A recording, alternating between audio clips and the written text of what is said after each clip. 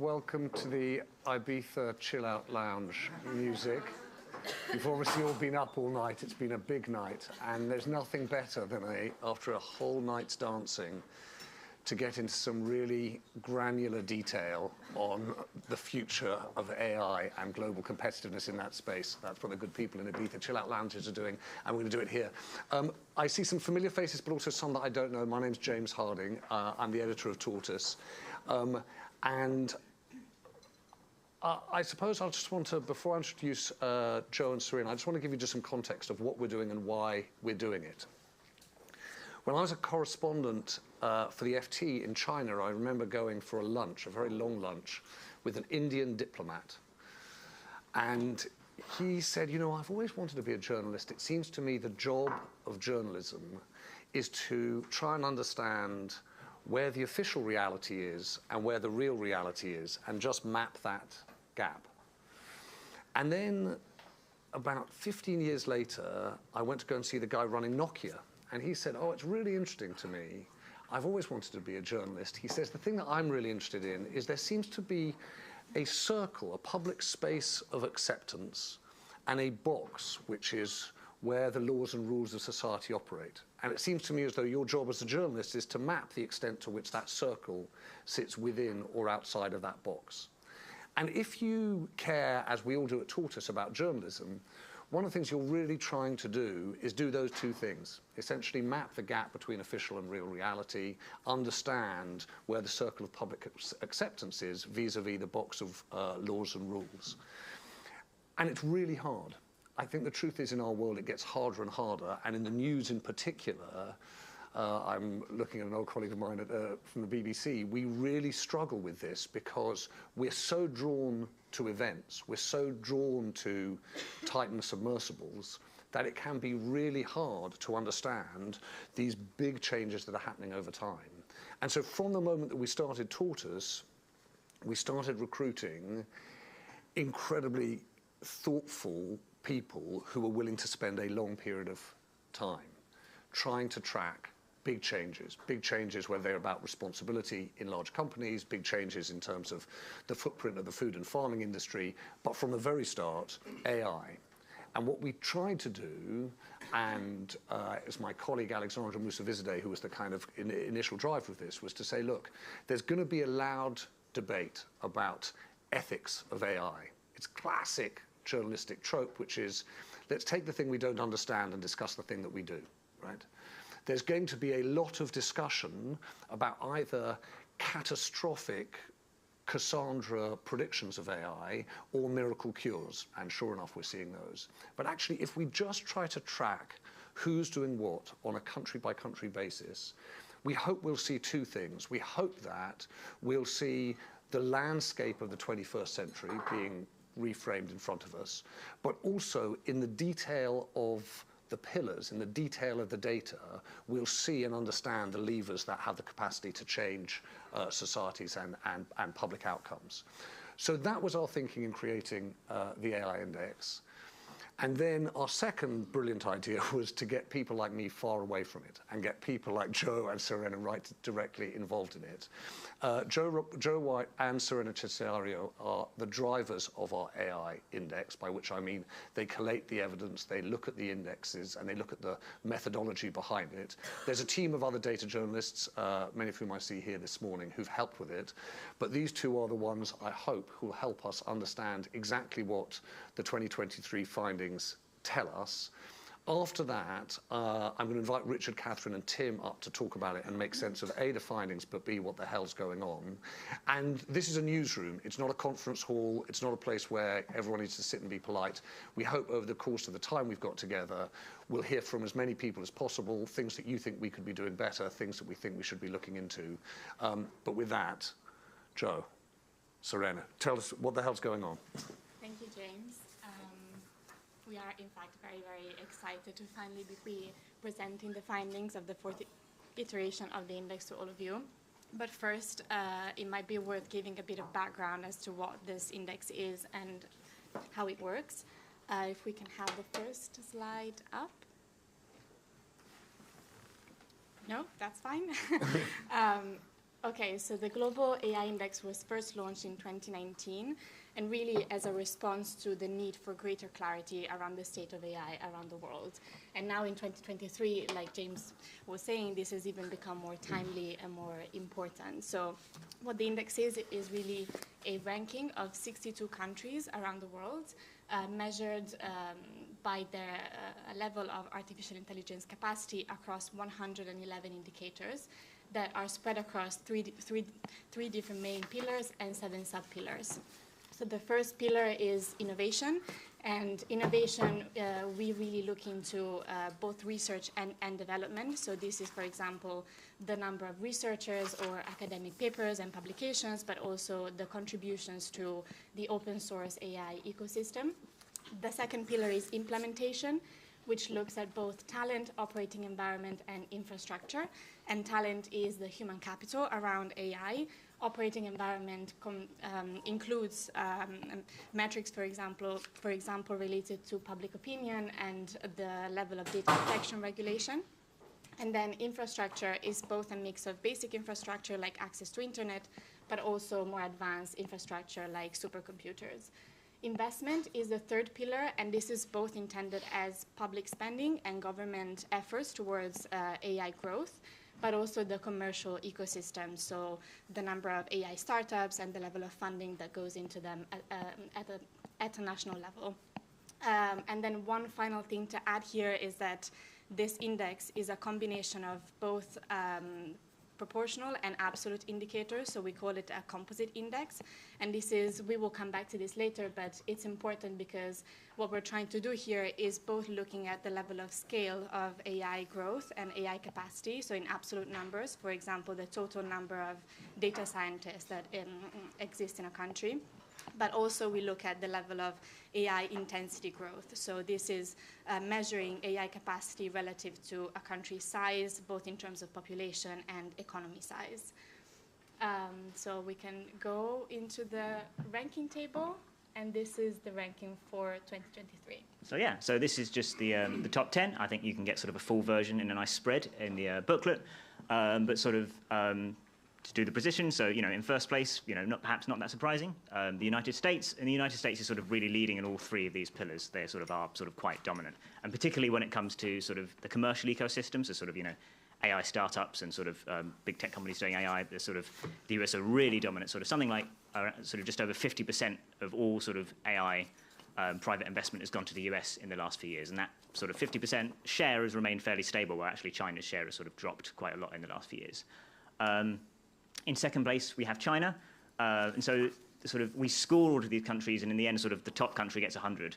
And then sort of we score the other countries relative to that. So the US scores 100, China scores 62. And so that sort of shows there is quite a big gap, actually, still between them. China is really the only other country in the index that can sort of come close in some areas to the US. So, you know, they are sort of second in innovation and investment. There are some indicators where China actually sort of surpasses the US.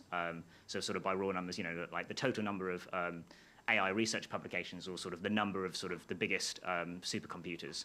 But if you sort of look at those raw numbers in a little bit more depth and sort of take a quality versus quantity angle, then actually, you know, it looks more complicated. So China publishes the most AI papers, but actually the top papers, the ones that sort of make groundbreaking discoveries and sort of get cited, you know, those are in the US. The US still have the sort of the most powerful and technologically sophisticated supercomputers. And then in third place, we have Singapore. And so Singapore is really here because it does so well in all of these what we call relative sort of proportional indicators. So, you know, it's, you know, a small country, but sort of very, very concentrated hub for sort of AI activity and capacity, and sort of does quite well across the board on all those areas. And then in fourth, we have, fourth and fifth, we have the UK, very closely followed by Canada. These have always been strong performers in the index and sort of continue to do well here. Yeah, and then what we think with these kinds of tools is that they really are useful when we look at the changes over time. So what we really wanted to show here in the next slide is how the ranking has evolved across the past 2 iterations of the index. And you can see here that the US and China have kept first place and have always kept first and second place, since the launch of the index. And like Joe was saying, their performance in terms of scores hasn't actually changed that much compared to 2021 iteration. But we have seen the gap between the US and China increase when it comes to private investment in AI companies. And China especially decreased dramatically from 29% as a global share of private investment going into AI companies in China. They've decreased to 10% in 2023, which is quite significant. But what really stands out, if we look at this graph, or it would stand out if it was in yellow, is the Singapore jump, which has been quite significant because it has moved from 10th place in 2020 to 6th place in 2021, and then again to 3rd place in 2023. And like Joe was saying, this has largely been driven by Singapore's performance on all the relative indicators, but also in absolute numbers. Singapore has made incredibly huge advancements on AI since the launch of their artificial intelligence strategy in 2019.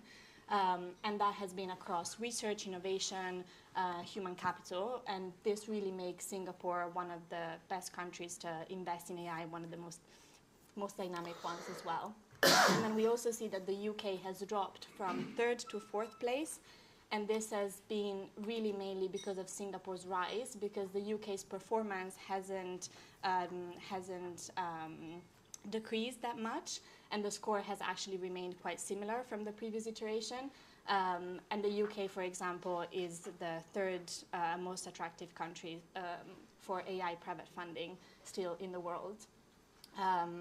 And then finally, the other countries that you see in gray, like Canada, South Korea, Israel, Germany, the Netherlands, and so on, I wouldn't read too much into the ranking changes for those, because the scores have always been so similar that any small change in the data will cause a change in the ranking. But all of them really are impressive countries, especially for their size, like Israel and Switzerland, for example. And then if we can just go to the next slide. So something we've talked a bit about, sort of how the index is a composite one, so it takes sort of both sort of absolute indicators and sort of per capita ones. And so something we've tried to do this year is to actually sort of break this down a bit and actually sort of score countries separately on sort of per capita or proportional to GDP versus absolute. And so we've got this here as sort of what we describe as scale, which is the sort of the absolute sort of AI capacity at sort of the global level, and then sort of intensity, which is sort of this kind of like how concentrated is AI activity. And so if we sort of look at how countries score there, so if you look at sort of the x-axis, you can see that in terms of scale, it's the big global players, the big economies that essentially do very well here. And so you have the US, China, the UK, you've got Germany below, that sort of dot below there, and India. And this isn't sort of too surprising in a sense. These are sort of the countries with big economies. And then if you look at this sort of cluster in the top left, these are the sort of countries that do best on intensity. So you have Singapore, Israel, Switzerland, you have Finland below there, and then sort of in between the UK and Switzerland, you have the South Korea and Canada. And so Singapore particularly, is really, really sort of high up. They are sort of, in a lot of indicators, they are the top in per capita, whether it's in research, development, investment. And actually sort of the reason they score sort of third on the index is they are sort of driven up by their sort of intensity score. Something that's worth noting is actually, the US leads on scale, but actually is also quite good at intensity. So they come 5th in intensity overall, which is sort of, it's not just size, it's actually, there is a lot of concentrated activity going on there. And then Singapore still ranks 10th in scale. So again, like they are sort of outperforming countries with sort of significantly bigger economies and significantly bigger populations, even on this scale metric. And I think one of the reasons we sort of have thought about it this way, and sort of, we might want to show it, break it down this way, is sort of its relation to sort of, I guess, the direction that AI development is going, which is sort of the rise of these like big foundational models. And I think sort of gets at this fundamental sort of question everyone's asking right now, which is the future of sort of, foundational model, large language model development, is it sort of essentially going to be a handful of like very large proprietary models sort of owned by, the big tech companies, and those ones are just better than everyone else's, and sort of everyone else has to use those models? Or actually is the future sort of this proliferation of open source, smaller models sort of that, lots of different people to put together, trained maybe on sort of smaller data sets, and actually there's sort of a growing body of research that suggests that actually bigger is not always better, and you can sort of train models on sort of smaller, curated, clean data sets and get pretty good results.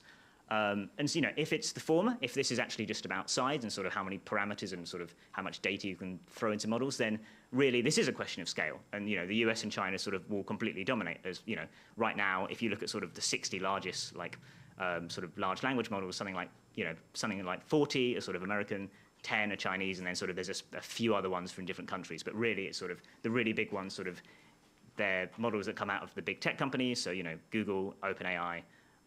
Meta, and then in China, sort of Baidu, Huawei, and sort of those companies dominate.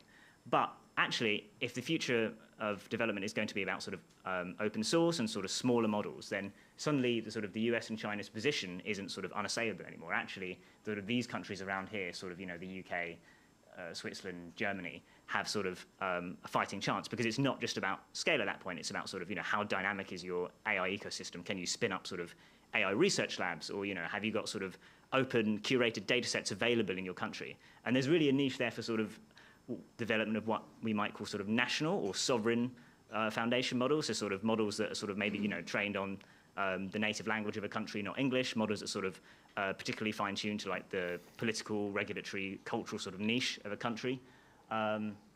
So we definitely don't have an answer to that question of sort of which way are things going to end up going, but hopefully we can sort of track that change across time with the index and sort of see whether sort of it is the US and China sort of lock in their lead, or whether actually we're going to see a big opening up in the next few months as we see sort of open source efforts to replicate the really big models.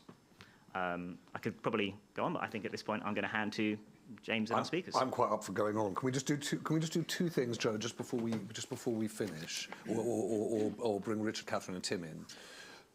We've done this year the generative AI, the sort of mini index, right? And I just wondered what you thought that, right at the back, if you have a look.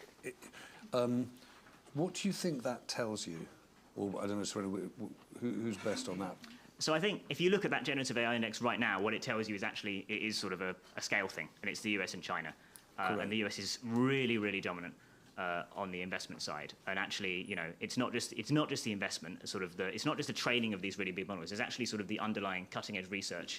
Again, it's the US and China sort of have a really significant jump at all sort of, the papers coming out of them, or sort of the people sort of filing patents to say we're going to use this technology for X purpose. It's really, currently that index, which sort of looks a bit more broadly at generative AI, is sort of leaning towards the scale hypothesis, I think. Okay. But I think that is something that we will see change, well, possibly in the next 18 months. That's sort of something to watch. Okay.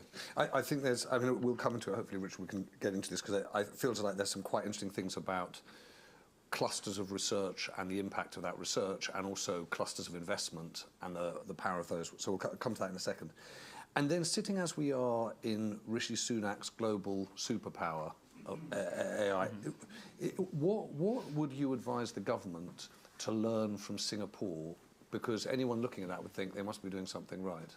Actually, yeah, I think that's a very good question, and I think from Singapore, what the UK can learn is both investing in innovation and in the research and development phase of AI growth. And Singapore has really been putting a lot of efforts into looking at whether and how the country could develop AI. So there is a word in Singaporean English and Chinese that I can't remember right now, but it's a word to talk about how important it is for Singaporean culture to take caution and to slow down before entering into something. And I think I was actually talking to someone about this in relation to our AI index. And I think what the UK can do in this sense is taking a similar approach and really boosting the research and innovation and patents on AI to boost growth. And yeah, I think this is the main thing. Yeah. But the UK, in terms of investment, like I said earlier, is doing really, really well. So it is still attracting a lot of investment for artificial intelligence, despite the policies and the government efforts maybe not being as strong and as comprehensive. Yeah. I hope that people will stick around and kind of drill Joe and Serena for some of the details. I also want to say thank you, not just for the amount of work. I know that you've barely been outside for half a year. But the thing that makes me very proud, and I'm sure that people, when they read the report, will kind of pick up on this, is that it's very, very tempting when you get a big data set just to plug it in and go, well, that's good. That tells us lots of stuff. And actually, when I look at what we've done or what you've done, what I think we try to do is think to the next level. Well, oh yes, these number of research papers may suggest this clustering of research and innovation, but actually there's a difference between the number of papers published and the number of papers then cited. Let's look at relevance and impact as well. And we try and do that, and that requires a good deal of kind of thoughtfulness in the weeds. So a big thank you to you both. Thank you, Joe, and thank you, Serena. Thank you very much.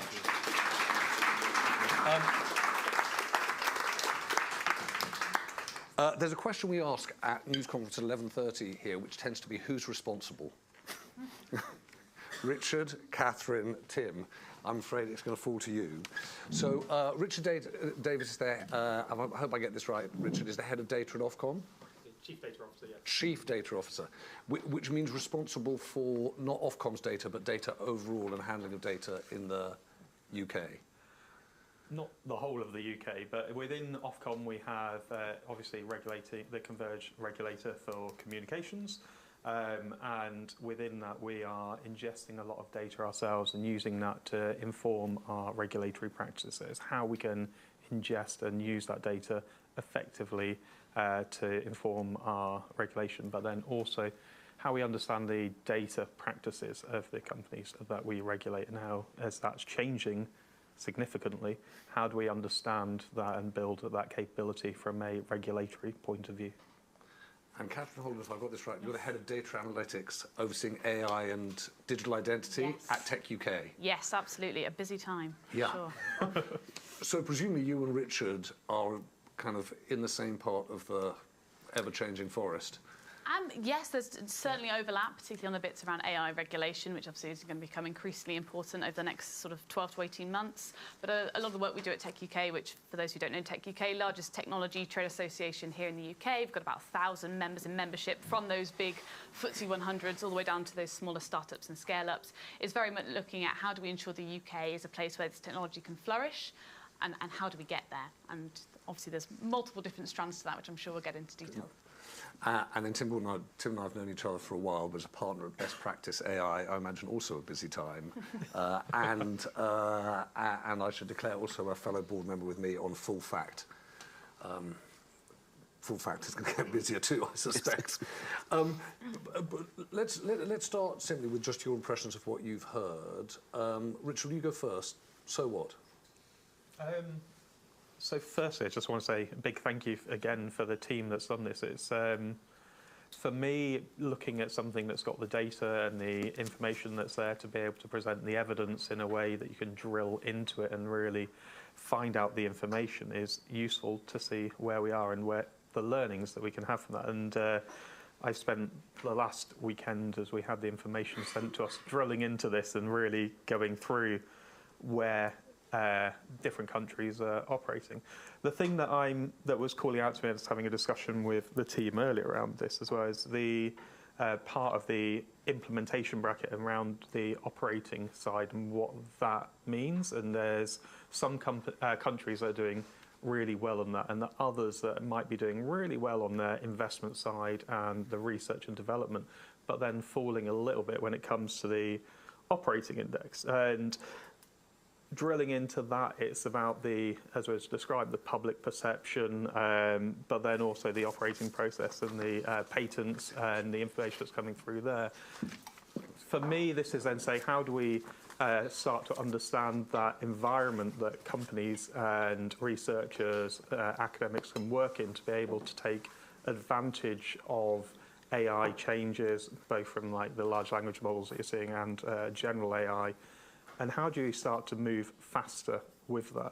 And I think this is something that we'll talk about more. There's a large part of this that then says, how do you use regulation more effectively to enable people to move faster?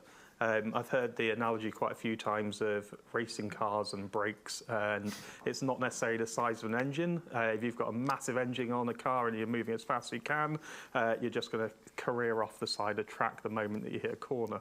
Having the brakes is a thing that makes you drive faster around the track. And the regulations enable us to be able to do that, to be able to say how having effective regulations that people understand, the guardrails in place, enables everyone to be able to take advantage of it. And I think that's the bit where we can start to see some of the advantages and potentially some of the discrimination between countries in terms of who's got the better regulations that companies can understand and the guardrails that presents. Could we come back to that specific Absolutely. issue? I think it'd be a really good one. Catherine, what do you make of it? Well, again, first of all, I would like to echo thanks for this. I think maybe it's very nerdy of me, but I particularly like this kind of annual review where, we can really see what the lay of the land is. And I really sort of appreciate that, particularly from a policy perspective. I think it really demonstrates that countries are at extremely different stages when it comes to AI and its adoption.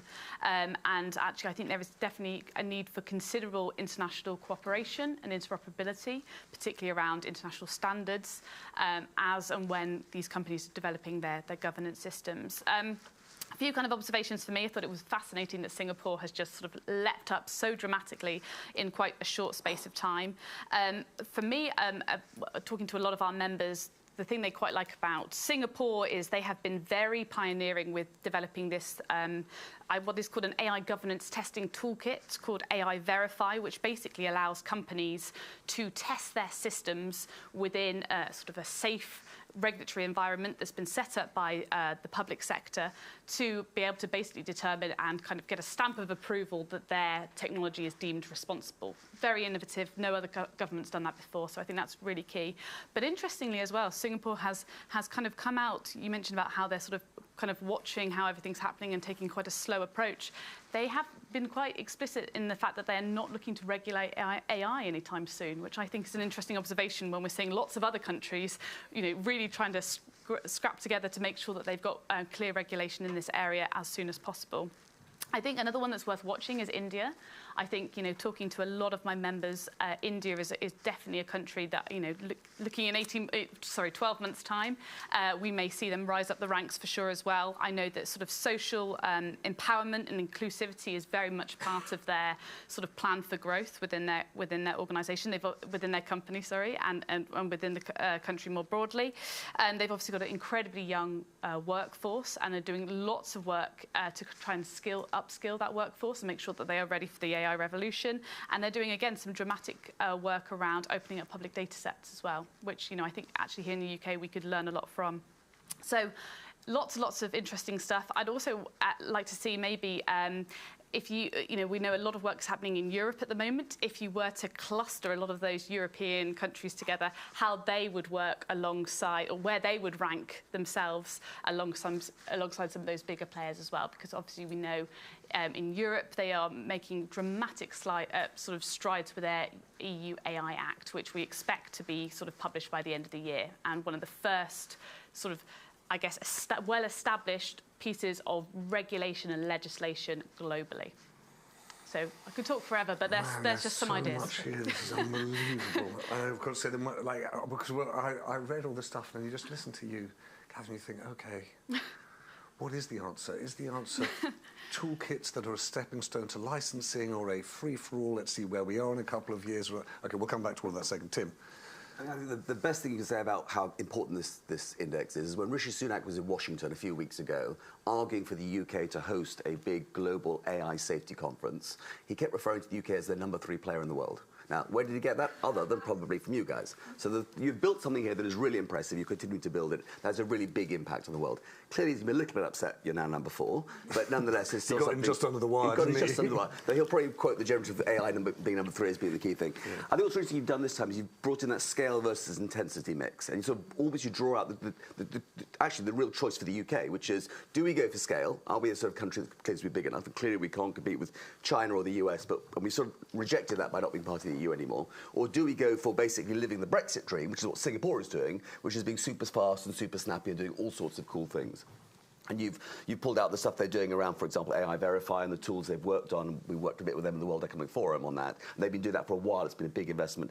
But also, for example, they're saying that in terms of generative AI LLM tools, they're freeing up all the copyright rules. So the whole sort of question around what you can and can't do in terms of training those models, they're just freeing that up in a way that makes it far, far smoother. And it would encourage people, therefore, to come and do stuff in Singapore they might not otherwise do. I think India's originally one in terms of the other one, the scale side. India is a sleeping giant of AI. And you look at your generative AI tool, they're already number 7.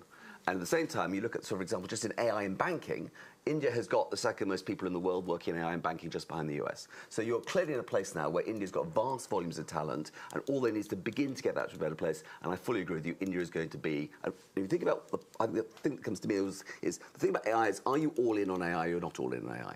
China is all in on AI. If you're the Chinese Communist Party and you're looking at the world, you've got 3 big issues. One is you have to get rich before you get old. And clearly, AI is one of the ways you're going to drive that massive increase in productivity to get there.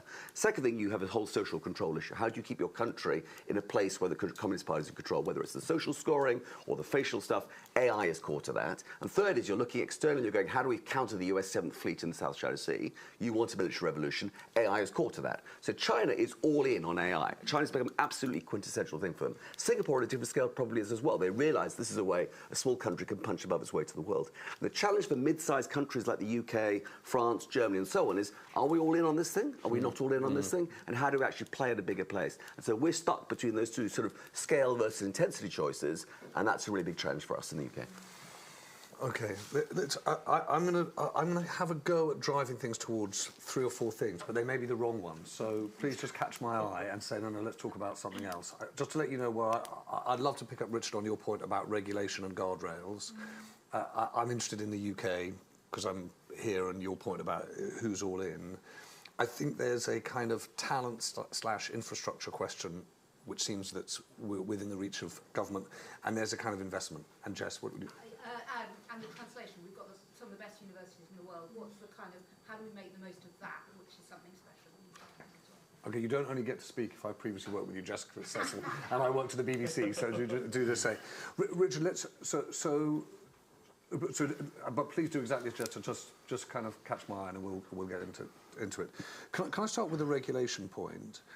So when we've looked at this, and when I looked at the sort of notes we come to at the end, I come away with a much more anxious view of government, Ofcom, and the UK. And for this reason, Richard, if you look at the back of the book, right, and you look, for example, just at the little generative AI point, right, what it paints for me is a picture, right, I think the very, very back page, we've got a paragraph which spells out, if I've got it right, which spells out where the investment in generative AI comes and in terms of which companies. And I think it says 70+% of those companies are in the US, right? And I can see a version of the world in which not only are we rule takers in a global economic sense, we're rule takers from private companies that themselves aren't regulated. And so I don't see how, if you're sitting in Ofcom thinking we need to create a regulatory structure for companies that are not domiciled in the UK and not subject to meaningful regulation even in their own domestic economy, what chance we have of regulating AI in a way that meaningfully impacts us already? Yeah. It's an interesting question, and it's certainly one that you'll see being tackled as part of the online safety bill as well, and much broader as that's being debated. I think one thing I'd say is it's not just Ofcom. This is the AI white paper is going a lot broader, and to that extent, there's a lot that we're doing with the Digital Regulation Cooperation Forum, so DRCF, which is working with the ICO, the CMA, FCA, as we're looking at the wider consequences of the digital impact that has for consumers and how we can make sure that people are protected. To be able to look at that is then looking at across a number of areas, from the privacy angle, from the ICO, from the markets angle, from the CMA, how that impacts on the financial regulations, and as well how that's going to have the wider impact around communications. So for us, that's how do we work really effectively to be able to say the impact that the white paper is going to have, how we're responding to that white paper can impact what we're looking to do. But I think it needs to go much broader than this. I think one of the issues that I'd see is if every country was going off and saying its own AI standards, its own AI regulations, we'd have regulatory divergence and the issues that would have. And I think we need to see a lot more cooperation, and this has already started. I know an event that Catherine had recently with the CDI, there was members from the OECD that were talking there, and the catalogue, the tools that they have for AI assurance, for being able to understand how areas of safety, transparency, fairness, governance, redress, the 5 principles that were set up in the AI white paper, can be looked at and investigated through systems. I think trying to look at that from an international lens, setting up some standards internationally and how those relate back to where we are, will enable us to have safer systems more broadly. So it's not just what can the UK do. It could be how the UK can lead on this area, but we need to be working cooperatively and internationally, because the companies that are working in this area are, as you say, huge. They're supranational. They are working across boundaries, and it won't take the effort of one company to say, how do we enable people to use these tools safely? And Richard, just on that regulatory divergence point, listening to you, it sounds as though you come out more on we need global cooperation to deal with global powers in AI, including private companies, rather than regulatory divergence is a competitive advantage. It means we can set rules in our own economy. You see where I'm going with this? Yeah, and I think so you need to have local implementation of it. I think if you look at like the Hofstadter cultural dimensions or anything like that, where you're saying every country is going to have their own cultural norms that will be looking at saying how is AI can be used safely within their own country. There will be certain nuances based on the cultures of those individual countries. You've been hearing from Singapore, their approach, and there's obviously a European version of that, and there's been a UK interpretation of what cultural norms and what safety needs to look like within the UK.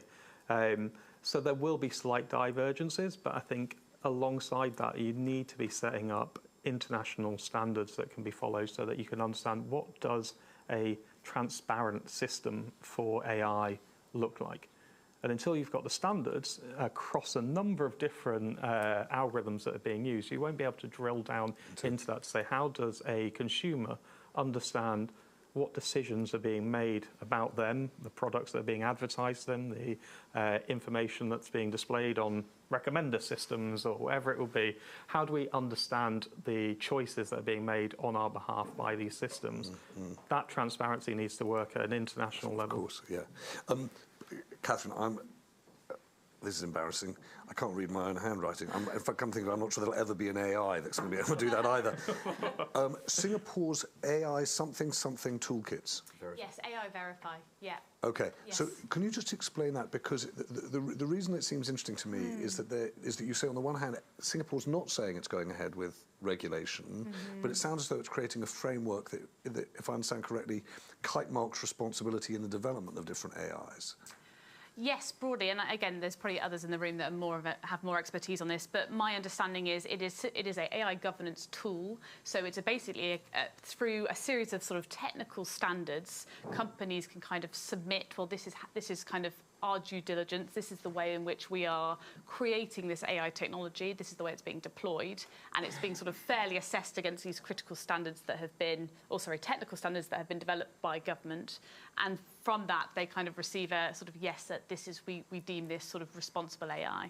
But yes, you're right. That I guess is covering off one important area, but in terms of how that technology then goes on to be regulated, that's an area that they're not looking at the moment. And I think for the time being, we'll look at what existing regulation exists in this space and using that before adding any additional measures. So the reason, just on this regulatory point, that I'm intrigued by that is how do you do forward-looking regulation? It's, well, really, really difficult, particularly in AI, which is obviously moving at such considerable pace and at such scale. I mean, we at Tech UK are fairly supportive of the UK's proposed approach, which has come out in the UK AI white paper that was published in March. And that's because it's risk-based, it's context-specific, and it's essentially looking at regulating the outcomes of AI technologies rather than the technology itself. Yeah. And obviously that will be down to the responsibilities of the individual regulators to determine what within their own sectors they think is high risk and where maybe future guidance or possible regulation is necessary. Now that's quite contrasting to what's happening in Europe, where they are looking through the EU AI Act, they're looking at basically regulating a definition of AI, which has already come up with a series of problems because obviously in the advent of generative AI, they kind of produced this regulation and have been developing it over the last 12 to 18 months. With the advent of generative AI, that's thrown up a whole series of questions and considerations that they hadn't put into their initial piece of legislation, and they've had to basically go back to the drawing board and redraft their legislation and their regulation in this space. So I think that is a key example of showing why the UK's approach, I think, if funded appropriately and if kind of implemented effectively, could help to be the answer in terms of ensuring that regulation keeps apace with the technology developments in this space. What do you think, Tim? In terms of? Well, I'm intrigued by this idea of the white paper point about Yes. regulating future outcomes, because this is like a sort of BBC kind of refugees therapy session. But the interesting thing for me when I arrived at the BBC was understanding what happened in 1922-23 when they essentially licensed the technology of broadcasting. They basically said, look, here is a technology which is so powerful it can control the life of the mind. We don't trust individuals or private companies to hold it. We're going to license you. And then against that license, they essentially set a bunch of requirements in terms of outcomes. Right, so public service broadcasting doesn't regulate against what you've done, it regulates for what you will do. And so the reason that I'm interested in this, it feels as though we're muddling our way towards a similar mindset in which we say, look, we're going to put the onus on the developers of the AI. It's not as stringent as a licensing mechanism, but it does, if you're on the board of an AI company, what this says to me is that sooner or later government is going to say to you, you are responsible for the future outcomes of your AI. I don't know how the hell they do that, but it seems to me as though that's the direction of travel, because it's not possible for Ofcom to retrospectively regulate on AI. And so that's what I'm trying to get at. Tim, what do you think of that? I mean, I just think we're watching a shift in power in AI from the power of the individual to the power of capital. And the state is about to get involved and pile stuff in. So you've got all this from the first generation of great minds, the Jeff Hintons as well, sort of going, whoa, what's happened? And actually we've now got someone like OpenAI saying we're going to deploy $10 billion, we're going to make this thing transform the world. So you've got this concentration of power coming to these deep pools of capital. And those are at the moment corporate, but they'll increasingly in the future be state-based. So I do think that means you have to be pretty aggressive in how you regulate this stuff. And I think I'd also say that actually globally, I think the regulatory bodies are moving far faster than they usually do. So the US Senate hearings into this type of stuff has been far more well thought through, better questions, far more sort of self-educational than, for example, their rather embarrassing hearings about Facebook were, 5 or 6 years ago. And so you can see that I think you've got a whole generation of regulators who are really looking at this and going, wow, we're really worried about it. We need to do something about it. And I don't think we yet know the answer. This is moving at such pace and it's changing so fast. But I also think you've got to think about the various places in the stack. So you've got the LLMs, which clearly are, the question you rightly brought out, which is going to be open source, is it going to be centralized? I think as the cost of this stuff comes down, that entire economic story is going to be, it's almost, the economics will be as important as the regulation.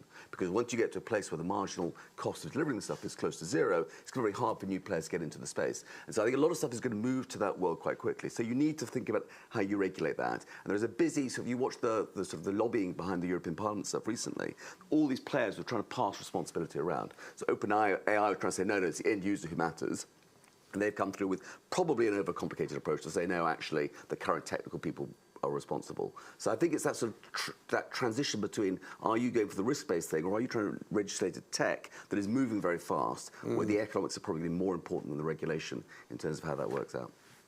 Yeah, sorry, Richard, was it? Yeah, no, I think it's really interesting point that Tim raises, and it's about the changing applications that we see within AI itself. And this is kind of going back to Catherine's point around how the EU Act is working in that regard. In the past, we've had models that you could build. So I've been building these models for a very long time. Some I coded myself. Then over time, you're able to go to a library and say, I'll download this model and I'll apply it to an area. If I'm not using that area in something that's a business front or a application that's going to be regulated by current regulation, it currently wouldn't be regulated. We're now in a position where certain companies are now producing large language models or other AI which is going to be open and available to people. And there's that question of where do you place the burden of regulation? It could be on the end use, it could be on the thing that's going to be public facing. We're seeing a lot more of this kind of capability for no-code environments where people are accessing the AI tools without being able to code. ChatGPT is a good example of that. But then you get to a point where you've also then got foundational models. A foundational model is something that lies underneath at the lower end of the stack, which someone can then take and say, how do I now fine-tune this for my application? And my application might then be put out into the consumer front end, and every single area of that could be regulated in different ways. And this is where there's the huge understanding of how this stuff works, and it's complex. Yeah. It's really complex, and this is one thing I say, and we might get back to this in terms of talent. I want to see, and we've started to build up in the regulatory point of view, more teams of people who have this deep understanding of the technology landscape, who are experts in AI, machine learning, who've been developing it themselves, and are able to see what that means to be able to understand where the flaws are and the risks are as you move through this different ecosystem of foundational models to fine-tuning to applications, and say where can the risks be present across each of those, and where can that influence the harms that consumers see. Let's come back in a second to the end user, but Tom, can I play you in? Tom, I want to play you in, if I might, just because this conversation about talent, but those people who don't know, Tom worked in Downing Street on the security side for a while, but we've talked ever since we got started, really, about where is the talent, who really knows what. And I'm just interested to know, like, when you look at this, what you think on a granular basis for the UK, but also I was interested to see that one of the findings is that China isn't doing as well on talent as I sort of thought it would. So just how you see things. Yeah, thank you. My name is Tom Hurd. I'm Chief Executive of Zeki Research. We track and evaluate deep tech talent globally, so that would include all kind of AI talent. I was formerly head of Homeland Security in the UK, so I spent a lot of time working on the online safety bill. Yeah. So I would say on India, the risk for India is that they lose their best talent to the States. You know, particularly those sort of PhDs and postdocs that are at the cutting edge of innovation. When you look at sort of talent in banks, yes, lots of, you know, AI talent in India working for the financial sector, but they're doing quite low-end DevOps work, I would say. They're not at the sort of cutting edge. Singapore, actually, I think, has done a very good job in growing organically its own talent. It has hired in some people from outside, but actually you see, you know, emerging sort of, you know, organic talent coming through, which is very, very impressive. China, I think there's a very big picture. I think what Tim said is very interesting on the three priorities for China, but AI poses a tension for them between their priority of public order and their priority of productivity. And they've chosen public order as their priority. And so they did, dare I say it, and I think this does, in the regulatory terms, they did slam on the brakes in terms of AI and investment in AI. And I think that's had a chilling effect on investment and research and over the last couple of years. And that reflects actually the sort of drop in AI in the index. I agree. I think in the UK, the issue is of course regulatory, and we're kind of stuck in the middle. But there's a really boring but important problem, which is access to computing power and to GPUs that allow you to do this stuff. So we use LLMs at the moment, but you have to go to Microsoft and say, can we have access to your GPU? And they say, you're in the queue. And remember, LLMs also take up an enormous amount of energy. There's a vast amount of compute energy that is going to be used. So these things around energy and who actually has access to these bottleneck technologies at the moment are big issues. One last final point on regulation, and I've worked in this area a lot. I love the idea that you need to build your own research base. The regulator really needs to get close to the technology. And actually, that's, I think, an area where UK is in a very good place. You've got Turing Institute, you've got lots of really good universities where there's lots of fantastic talent. So that's an area where I'm hopeful that we can show thought leadership. Are there other points of view just before I come back to Tim and Catherine and Richard? Yes. I'm worried. I'm worried in general when I hear discussion in this area and other areas of data is that the conversation is dominated by personal data and the risks are dominated by risk to the person. So I work at the Open Data Institute and there's a lot of defaulting of considering data regulation as GDPR when the value to be accessed and the changes that can be made with let's call it industrial data, are vast and overlooked because of the sort of the trapped nerve of the personal data issue. Interesting. And sorry, just explain it so I'm being dozy. The risk there is what to industries and the conduct of those industries, or to the public square? What are we missing? Policy. So we see a very interesting project going on in the Home Office, for example, looking at digital identities, so that people can have access, rightly, people can have access to services through a single identity. And they're building a sort of data infrastructure about personal identity, which is appropriate. But I don't think we're seeing the same level of infrastructure being considered for data which is not personal. Interesting, okay. Catherine, do you want to respond to that?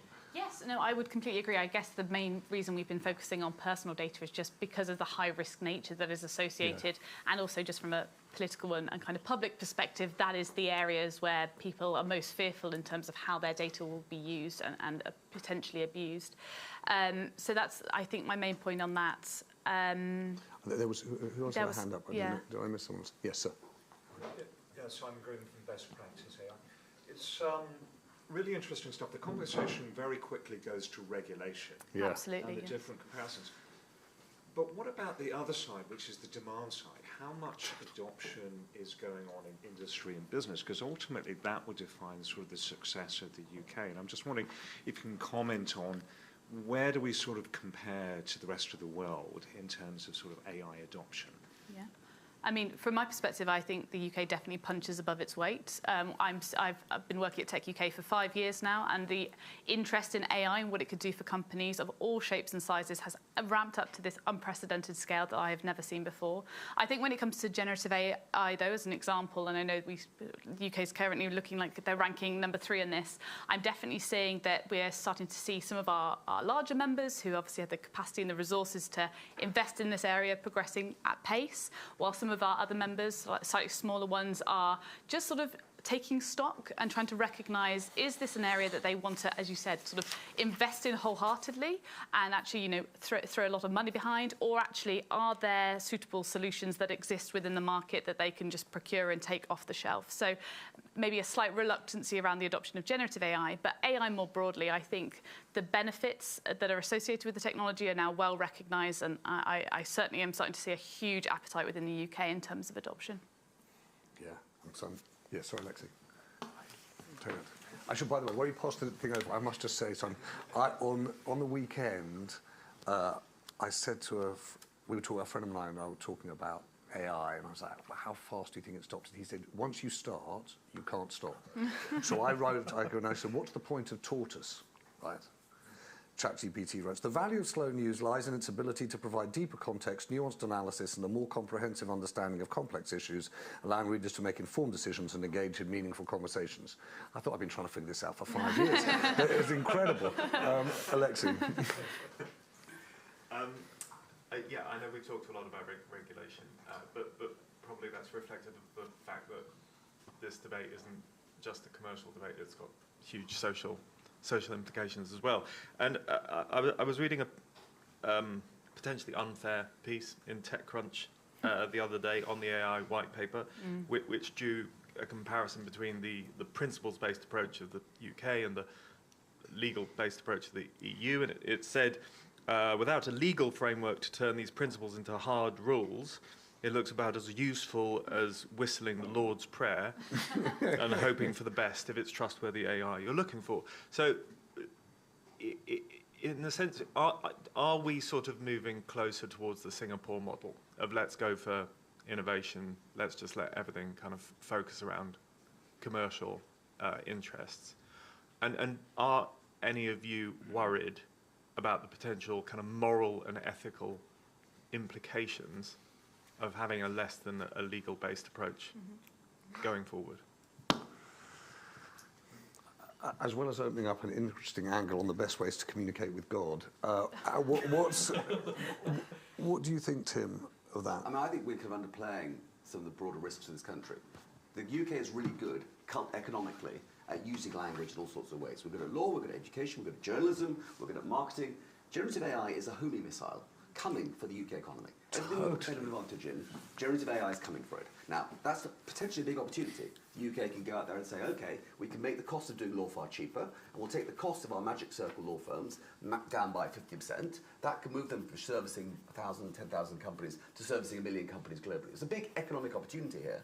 I'm afraid to disagree with you. I don't think the UK is grabbing this opportunity. If you look at the US, S&P and so 500 or so, half the value of that is all in on AI. It's the big tech platforms. There's JP Morgan Chase, there's Massey Ferguson. These big corporates are going, this is a thing we have to really zero in on. I struggle to name any British companies where you can say the same thing about. Rolls-Royce on the margins and so on, various places. So I think we have a real fundamental issue in this country, which is we don't have corporates leaning into this. Evident AI did a whole bunch of work on banking and index. The US corporates are massively leaning into this. The UK companies are all way behind. And you can clearly see this being repeated in industry sector after industry sector. And maybe it's because our stock exchange is all mining companies and so on.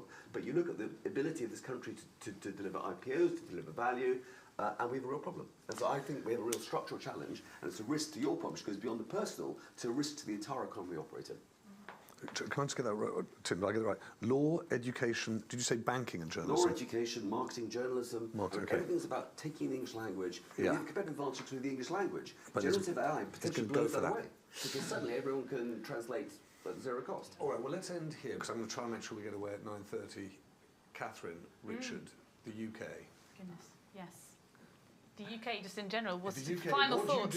What do you do, to help Rishi achieve his global AI superpower? I'll keep it short because I know we've not got time. But I think, first thing, just on your point about the UK AI white paper, I think the approach, if implemented sort of successfully and at pace, so we put the money behind it to ensure that the regulators have the capacity and the capability to regulate in their area effectively, we've got a good approach that can be robust and that can be flexible.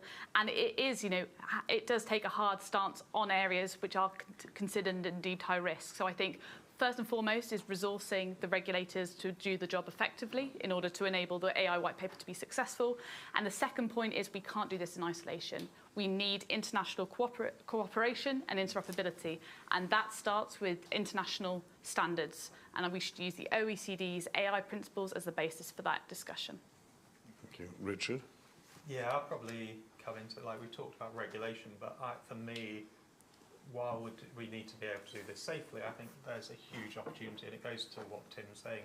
We have got certain areas where we have competitive advantage in the UK, and I think we need to then be leaning into the capabilities that we can have, and that's about the talent profile, how we can be building that up, but more than just talent profile. We've got great universities, as you say, amazing universities that are doing fantastic research, and I'm working with a load of them in terms of how we're doing that. But I think the next bit is then saying, how do we get the knowledge transfer to industry? How do we build that up? How do we look at growing patents and being able to do that? That's one of the areas that the index shows that we're not as good on as other countries. So we need to be much better, and this then goes into taking to the next step was the IPOs that we then get from that. And I think that whole section of taking the fantastic universities we've got and growing the opportunity set within the areas that we have a competitive advantage is a huge capability boost that we can do that.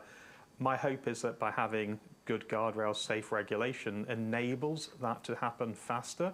And some of the things that we can look at from a data asymmetry point of view, where at the moment huge concentration of data that drives all these models is held by few companies. How do we get that, probably goes to the Open Data Institute, more open, more into people's hands, again in a safe way? What can we do with government regulatory sandboxes to enable companies to innovate fast, safely, and get some of these capabilities out? And I think doing that, we have the opportunity within the UK to grow in a fantastic way. So thank you. It's 9:30. I know it's just the beginning of the day. It feels like there's a long day ahead of us now. I want to just finish, if I can, with an ask and a thank you. The ask is this.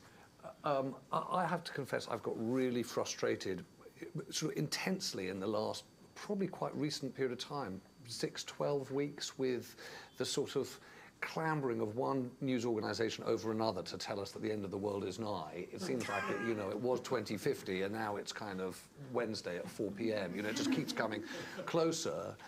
And one of the things that we're trying to do is see whether or not there's an appetite to do, as we found at Tortoise, one of the kind of things that came to us by mistake, or possibly courtesy of Alexi Mostras here, is the power of podcasting. We hadn't realized that it was a way of getting to such large numbers of people the kind of journalism that we really care about, which is understanding. And if you look at AI specifically, it's an incredible example of how bulletin-based or story-based journalism doesn't work.